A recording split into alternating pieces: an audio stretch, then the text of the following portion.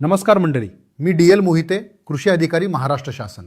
पेरणीचा दिवस म्हणजे शेतकऱ्याच्या आयुष्यातला सगळ्यात धावपळीचा दिवस. बियाणं, खत, BBF मशीन, तणनाशक सगळं एकाच वेळी आणि ऐनवेळी एखादी गोष्ट घरात नसेल तो दिवस वाया. म्हणून आज आपण पाहणार आहोत कुठल्या गोष्टी आधीच विकत आणून ठेवायच्या.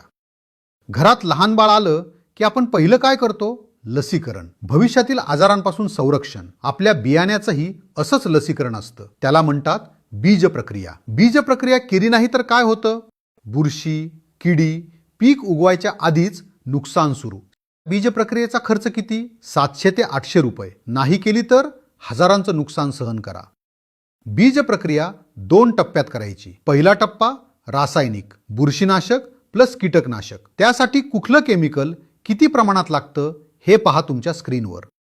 दुसरा टप्पा जैविक. यामुळे नत्र, स्फुरद, पालाश पिकाला उपलब्ध होतात. त्यासाठी कुठलं जीवाणू कल्चर किती प्रमाणात लागतं हे पहा तुमच्या स्क्रीनवर.